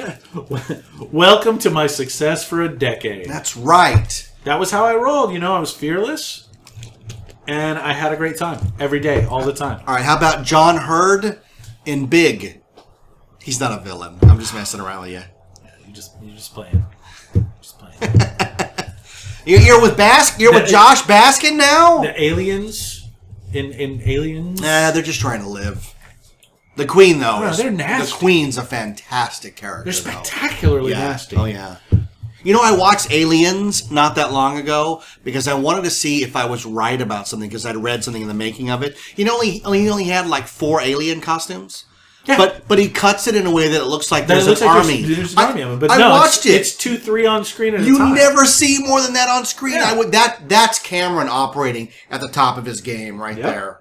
Yep, and that's why Titanic pisses me off. How about Sigourney Weaver in Working Girl? There's a chick flick. I mean, she's evil in that. Is that Melanie Griffith? Melanie Griffith, Harrison Ford, and in his film debut, David Duchovny. David Duchovny? Yes. had great hair in that movie. Melanie Griffith or Sigourney Melanie Weaver? Because Sigourney Weaver always looks good. I was never a Melanie Griffith fan. I never got it. That baby voice just didn't do it for I don't me. sound like her. I'm just saying. Never did it for me. I really liked her. What hair. about- Really? Sigourney Weaver? Oh, she's gorgeous. Have you She seen is moments. Alien? See, we saw her Moments. live. We saw her for real. Moments. And she was beautiful. What about Vigo, the Carpathian, in Ghostbusters 2? Awful. Yeah. You know, they had to dub his voice in because the guy was so... I know that you are angry as all get out about this all-female remake of Ghostbusters. No. And You could take out all female. Just this remake. remake. Of Ghostbusters. And you know what? I'm not too far behind you. Yeah. But I just got into it with somebody the other day, really hardcore. Then I think to myself, the owners of this franchise owe me from Ghostbusters 2. But They owe But me. you know... And you know, I'm the guy I'm mad at is Bill Murray. Well, yeah, you should be, because Bill Murray derailed it while Harold Ramis was alive. And we could have had that. They Because could Dan have had Aykroyd it. isn't doing They anything. could have had it 10 years ago. Ernie Hudson is on Comic Book Men. Well, you Well, know, he did you know what episode Ernie of Hudson Comic did, Book. right? What's that? Ernie Hudson got on Twitter and blasted the sequel, and then a day later changed his mind. Because you know what? If there's a steady paycheck in it, I'll believe anything you say. I got into an argument with somebody. No, I got into an argument with somebody over Ghostbusters, the remake, because I don't think it should have been done. Because I don't think Paul Feig has the chops to make a comedy that doesn't involve defecation and vomit and all the stuff that's been the hallmark of his movies. And the person I was arguing with would not argue with me. They just kept saying, "We're going to wait and see." And I said, well, how can we have an argument? Because I can give you examples of the fans deciding a movie is a bomb and the prophecy coming true. Fantastic Four this summer. There are times... Fantastic Four. Isn't it funny that the Roger Corman movie is now the good one? What happened? The Fantastic Four were created in 1965. Yeah. I believe it is. 50 years ago now. And for the record, they're still stuck in 65, and that doesn't translate. And trying to reimagine them As a gritty as reboot? a gritty reboot Yeah. is also not the right way Well, to here's go. the thing I can't figure out is... If you want to make the Fantastic Four movie, okay, here you go, Hollywood. This is free. All right. I'm giving it away. Give it away. If you want to make the Fantastic Four remake, the movie, Yeah. set it in 1965. Make it a period piece. Set it in 1965. Well, you know what's weird? You know what's weird is that Oh, it's awful. 25 years ago, all the superhero movies were period pieces. They were period pieces. Because that's the only way they could get away with hiding the effects. Batman 89 looks like a 1940s gangster movie. The Shadow is a 1930s gangster movie. The Phantom is a period piece. They were all period pieces. The Phantom is Flash Gordon. There wasn't a modern day superhero movie till Blade. Blade. Yeah. That's crazy. And the Blade movies are good. You like those movies. They're good. You're a big for what Ryan Reynolds fan. See, I'm not. They're good for what they are. I was a big Ryan Reynolds fan, and then Green Lantern came out, and it's just that's an excuse. You know, he holds the distinction of the two biggest bombs to be released on the same day. It's Green Lantern and the animated. R.I.P.D. R.I.P.D. and Turbo, the animated snail movie, on the same day. Same day. Both, and then Green Lantern. Oh my God! But I knew the minute I saw the trailer and that the costume was CGI that they were in trouble. That's the no one. Listen, if you want to make a cartoon, let the Pixar guys do it. Don't you think now that Disney owns Marvel, they should let Pixar? I mean, Big Hero 6 was okay, but let them make a really big budget superhero cartoon movie. I'd be all about that. That'd be awesome. I feel like superheroes in particular that's the genre, and we are way off topic. That's all right. It's a free flowing conversation. Superheroes. This is the problem. You're working from the comic books, which is an established mythology that there are millions of fans out there that are clamoring for a movie made about their mythology. But they want it done exactly like the comic. And here's the thing, you guys. Alan Moore said, chuckleheads. Alan Moore said the mediums don't translate. Alan Moore says the mediums don't translate because Alan Moore wasn't asked to be a part of anything. What you want to do is you want to contact Joe Quesada at Marvel and say, look, I need X-Men writers to help me write the next X-Men film. And let's write an X-Men movie with writers of the X-Men. People who understand the characters, who will roll it all together. And they get a think that's tank. The way they have to do it. They get a think tank together, and they say, while you're writing this, it has to appeal to all these people. No. And look, I mean, that's what happened to Joss Whedon on Age of Ultron. Yep. Is that he said, I'm here to make a movie, and they said that's great. It has to have all these parameters, rules, and guidelines because you're setting up 3 more movies, and we're trying to appeal to the widest demographic. And Joss Whedon, like, I am done with you guys. Yeah, but ask Stan Lee how comic books were written. Did you think when he was penning the original Spider-Man, Journey into Mystery for whatever it was, Amazing Spider Stories 15, that he was like, what am I going to write this character into in 6 years? What am I going to write this character into?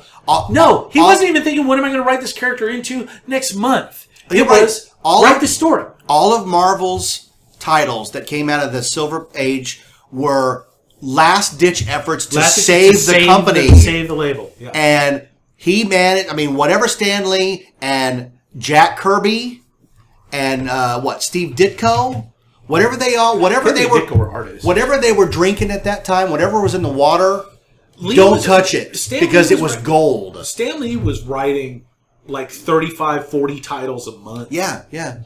Because they said, you can do whatever you want. We don't care. They're going out of business anyways. And Fantastic Four saved them. And they don't do that anymore. Now everything's done by committee. And as much as everybody applauds the Marvel Cinematic Universe, it's really handcuffed the directors because they can't do what they want because they can't affect 4 movies down the road. And that's why, my opinion, Iron Man 2, Iron Man 3, Thor, the Thor sequel, they're all like such mediocre movies. Now, that being said, Captain America and Captain America Winter Soldier are fantastic Both of movies. those were great. Captain America is so good, I think they could go back and find a way to do more period movies. I'd take 6 more of those. That World War II stuff with the Red Skull was fantastic. Joe Johnston directed that. So far off topic. Doesn't matter. Sorry. Red Skull. Hugo Weaving as the Red Skull. Hugo Weaving has played some awesome roles. Are you kidding? He's the Agent Smith. He is the Agent Smith. When Emily said, my wife said, are you guys going to get together and do a Villains of the 90s afterwards? We have to. And I said, maybe. And she said, well, who would be in that? And she was so excited about the follow-up. And I'm like, Agent Smith is at the top of my list. Because The Matrix was awesome. Not Darth Maul? Not so much. Not so much. Not... Come on, Ray Park. Not Christopher Walken in Sleepy Hollow. That's all 99. Yeah, they all fit. What about, not to go into the 90s, but, wow, I can't think of his name. Not the Mariner. The Mariner's the good guy. The Deacon. Oh. Dennis Hopper Smokers. as the Deacon Smokers. in Waterworld. Waterworld. Or Speed. He's great in Speed. He is great great. villain in Speed. But we can't do. They can't do. That's another hour and a half. We got to wrap this up. That was an hour and a half? We're an hour and a half. We got to wrap it up. So, final thoughts on the 80s villains. We know we left some out. I think. Go on our Facebook page and remind us what we missed. Remind us of the ones that we missed. And remember, the next time you sit down and watch an 80s movie, to look out for the antagonist. And figure out, is that a villain or not? And where does it fit? Here's the number one villain of the 80s. You ready? George Lucas. George. Well, I have some ideas for some smaller films. Want to make? I don't know. He was also part of the minds behind the Indy trilogy. So I mean, you can't. That's Lawrence. I give it to Lawrence Kasdan for writing that. You know, Kasdan he does not get enough credit for. No, he does. But he wrote the script for Force Awakens, so it's time. Oh, it's gonna be so if you read the making of Return of the Jedi, Kasdan had a lot of input. But he's stymied at every turn by Lucas because Lucas won't let him kill anybody, won't let anything get wrapped up because there's more money and toys to be made, and that's unfortunate. Did you see Plastic Galaxy? No, what's that? Documentary about Star Wars toys. No, I would love that. Yeah, check that out. It's on Netflix? Very interesting stuff. It is on. I watched it on Hulu. Hulu. See, I don't have any of that stuff. I have discs Well, still. I'm it's out so there. old. It's out there. Plastic Galaxy. I'm sure it's on I've been YouTube. watching a lot of documentaries. Yes, Rachel likes a lot of documentaries. Last year. Oh, that's all I love. I'm just I like, just love documentaries. I am into documentaries. I don't care what the subject Have you is. seen Chic? I don't care. No. It's the story of the Iron Sheik. She would a wrestling the documentary. wrestler. She's not going to watch that. It's not so much about the wrestling. Black hair products. It's about I did. his return Doesn't matter. as a social media icon. Yeah. And you put it on, and and I won't get up. I don't we know watched what it is we about watched Chris Rock's documentaries. Good Hair, That one which was actually really good. Yeah. Yeah. I never would have thought I'd it's just watch in. it, Documentaries are fun. All right, we're going to wrap it up here, Let's wrap it up. because we're way off topic and We out just into. got started on documentaries. We can talk like 2 hours. On No, we got got load. we're out in the weeds here. Okay. All right, so we're going to wrap it up. I want to thank my friend Trent, my old dear friend Trent, for coming out. And thank you. It's an honor and a privilege. Absolutely, being on the show. I love, as you can tell, talking movies. I don't even need a catalyst. We can just start. There's no That's need true. to. I mean, the villain thing was fun, but look at what we did. We drove all over the Cineplex. You know. Yeah, but at least we waited an hour and a half to start the drive. Oh yeah. We're just getting started. So when we turn the mic off, the show continues for 2 hours, and I'll hate myself for not recording it. Right. Fair So. Trent, are you on any social media that people need to contact you in any way? No? I'm on Facebook right now. The Twitter account is No, I need to add you back. suspended. It's been many years. Your Twitter account is suspended. My Twitter account is suspended. Apparently, you can only use 140 characters, and you can't just F-bomb nonstop. I hate Twitter. I don't get it at all. I'm kidding. I did try Twitter like twice, and I received no followers after 2 tweets, so I gave up. After 2 tweets. That's really kind of symptomatic of my social media life. You can check me out, Drunken Public Service blog at blogspot.com. You're very political on that? Yeah, it's a political blog. You're very political? People don't like that stuff. So Well, you know what? Don't this read show's that. not political at all. Don't read that stuff. Don't read Drunken Public Service. I keep politics out of the show completely. But it's called Drunken Public Service. Yeah. Drunken or Drunk In? Drunk In. I-N. Okay, Drunk in Public Service. The initials are DIPS. Drunk in public. All right, let's make sure we get it out there. So it's like a combination of public service and drunk in public. Okay. Drunk in public is a... What about Martin Sheen in the Dead Zone? He's going to Dead start the World War III. An underrated Walken That's a great movie. film. And an underrated... The ice is going to break! Underrated Stephen King adaptation. Oh, Oh my yeah. God! How about The Shining? The villain in The Shining is really the Overlook Hotel. Absolutely. Okay. Anyway, The Shining's great. I digress. I think it's fabulous. Stephen King says it's the worst film adaptation he's ever done. Yeah, he's I'm ever not. done. I don't know why you'd say that. And Kubrick hated every second of it. And because look, he but hated look at him. the movie; it's brilliant. And the movie's great. Absolutely brilliant. It's terrifying. It is. Fantastic movie. We didn't get in a lot of horror movies. Shining just was a few. 82? 81, 82, yeah. Shelley Duvall, Jack Nicholson, Terrible and guy. Scatman Crothers. Scatman Crothers. Got the shining Shinning. on you. The shinning? That's you're talking about Groundskeeper Willie. He's got the shinning. This is indeed a terrible place. I'm sorry. I digress. We didn't do any cartoons at all, did We didn't do any cartoons. I don't think cartoons really warrant. You can't be that afraid of the villain that's drawn on a piece of paper. Well, I mean, the Ursula's pretty bad, I would- but I most would- of the animated movies, I would we kick her Judge squid Doom butt. made number 4, so, but that's yeah, live but action. It's live action, with a cartoon, thing going on inside. Yeah. What about Andy Kaufman in God We Trust? You ever seen that movie? No. You never seen that? Marty Feldman plays a monk who decides to leave the monastery and go find God, G-O-D, on TV, who's played by a televangelist by Andy Kaufman. And when he gets there, God's a computer. It's not available on any format. Well, thanks for the teaser then. I watched a lot of Jerk. schlock growing up. jerk. I was very into Kaufman, so you know that. I love it. We go on for days. All right, we're going to wrap up the show. Thanks for listening. If you want to support the show, the easiest way is to go on iTunes and leave us a 5-star review or whatever format you're listening to, whether it's Stitcher or Podomatic or any of the platforms.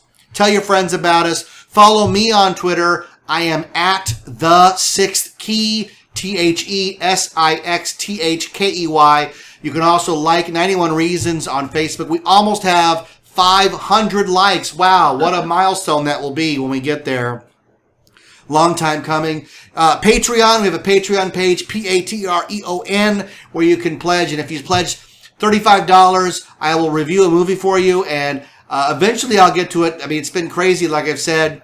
I just did Dogma, and I have Michael Bondi's review of The Last Starfighter coming up this week. I'm going to fold it into my review of Ernest Cline's novel Armada, which is the same exact plot, spoiler alert. But that's coming up. A lot of shows in the pipeline. My son Austin told me not only are we doing more Homestuck episodes, but he wanted to do an episode about Disneyland. So I guess we have to sit down and talk about Disneyland. So that'll be fun. But any last words, Trent? You've listened to the show, right? I do listen to the show. Do you know how we end it? I didn't say that I listened all the way to the end. Oh, he doesn't know how we end it. So we're going to end it right now and say thanks to Trent for coming out to the Cafe 80s and sitting down to the microphone on what show? 91 Reasons. But I still wake up, I still see your ghost. Oh Lord, I'm still not sure what I stand for. Oh, what do I stand for? What do I stand for? Most nights I don't know. Thanks for listening to 91 Reasons. Please subscribe and leave a review on iTunes. Find us on Facebook. Is anyone even still listening?